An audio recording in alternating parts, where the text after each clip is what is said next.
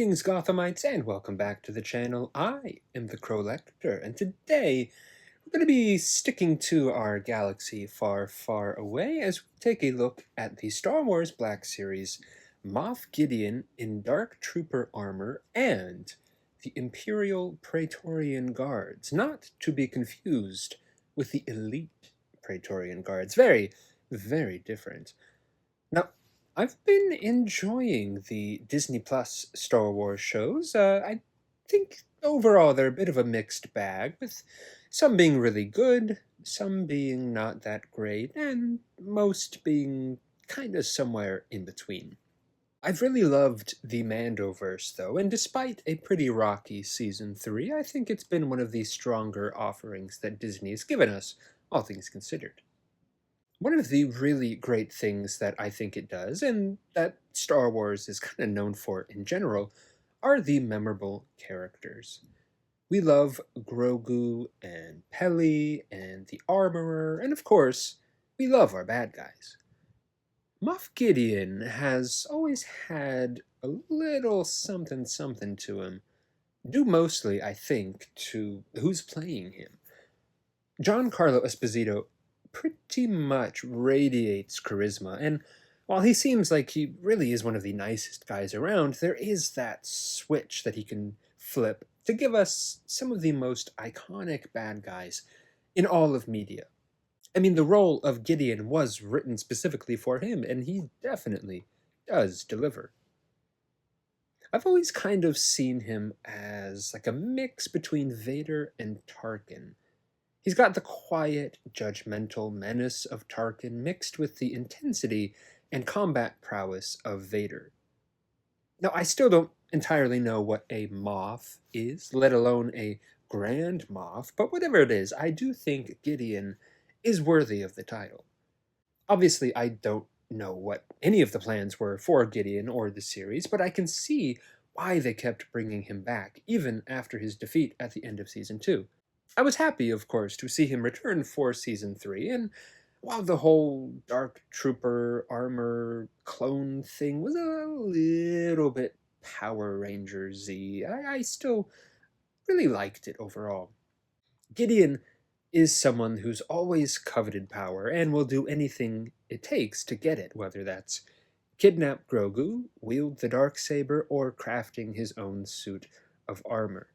The suit itself is quite cool from a visual standpoint, sort of like a cross between a Mandalorian, a Dark Trooper, and Darth Vader, with some Darth Maul-esque spikes thrown in to add that little devilish silhouette. It's big, it's bulky, it's heavy, and very imposing. One of those classic Star Wars designs that you just instantly want merchandise of when you see it.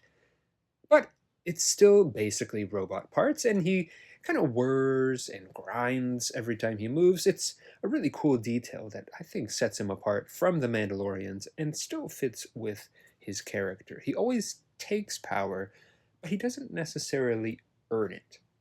Now, when this figure was announced, I think part of me thought it was going to be a deluxe figure. The Dark Troopers themselves were, and while he's not as big as they are, there's a fair amount of new parts here, and he comes with enough accessories that you weren't quite sure where Hasbro was going to draw the line. Luckily, they kept him as a normal release, which I do think was the right way to go. Now, the figure itself is quite shiny and spotless as you'd really want on a cool new suit of armor. All black this time around, with some really nice pops of red on the belt, the shoulders, the helmet. Very reminiscent of the Purge Troopers from Kenobi, actually. And unlike that first Gideon figure, which had a plastic cape, this one is a fabric cape, which I do think was the correct choice. It definitely helps with the movement and the posability, and since it is a suit made specifically for fighting, you're going to want to move him around. The cape, however, is not removable. It is held down by his jetpack, which is also permanently glued down. For articulation, he's got a decent amount. But because it is a suit of armor, you're not really going to get as much range as, say, one of the Jedi figures. He's got all the standard points for a Black Series, nice and pinless as well, but they're really only single joints, not double, so while he can move, the range of said movement isn't quite the best. I do think a figure like this could probably benefit from a bicep cut, but that goes for pretty much the entire line. The armor is a bit softer in places like the torso and of course the shoulder pads, which does help the range a bit. Accessory-wise, he comes with his pistol and two versions of his sort of electro staff, both extended and collapsed. He also comes with a little electric piece, but at least on mine, it's not that easy to keep on. I may just end up gluing it on, to be honest. It looks fine without it, but it does add a bit of zest to the figure. And you could consider the helmet an accessory as well, I suppose. But that is a bit of a nerdy nitpick I have with this figure, which is the oversized helmet. And don't get me wrong, I don't necessarily like it when helmets are too tight on a figure either, but this one skews way too loose at times. Dare I say, floppy.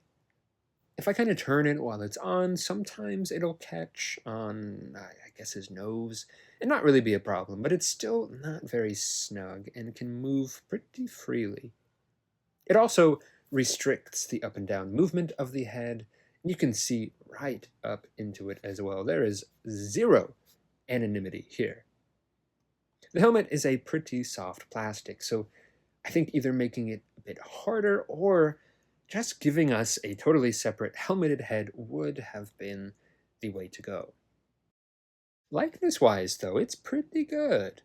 I don't know if it's the best in the series, but if I just saw that on a shelf, I would know it's supposed to be Giancarlo Esposito. He does have that kind of classic look of just being thoroughly unimpressed. No mustache this time around, which is a bummer, but it is screen accurate to how he looked in Season 3. And I do think this new one looks a bit more like Giancarlo. It's more of a natural head shape, whereas the original one seemed almost a little pin-headed.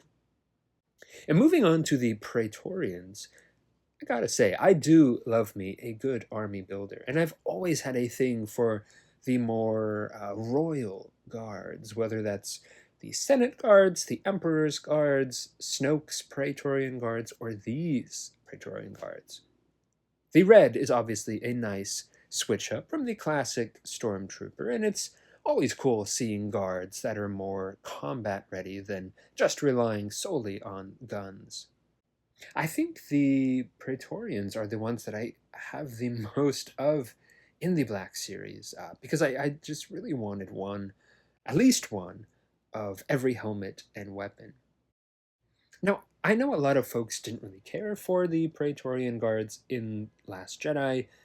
It's one of the more divisive scenes in a very divisive movie. I happen to like both the scene and the movie, but I digress. It was really cool seeing royal guards actually fight. The Emperor's guards, for as cool as they look, only really ever just kind of stand there, so to see guards in action was very, very cool. The Last Jedi Praetorians had almost like an Asian influence to them, it seemed, whereas these guys definitely feel a little more Roman-inspired with those almost gladiatorial helmets.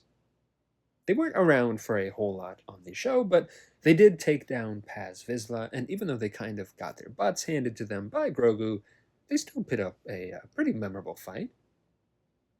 And these guys are a definite step up from the Praetorians from that Last Jedi wave.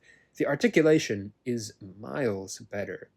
We actually have arm articulation this time, and the cloth skirt pieces really help with movement over those plastic ones we got on the original.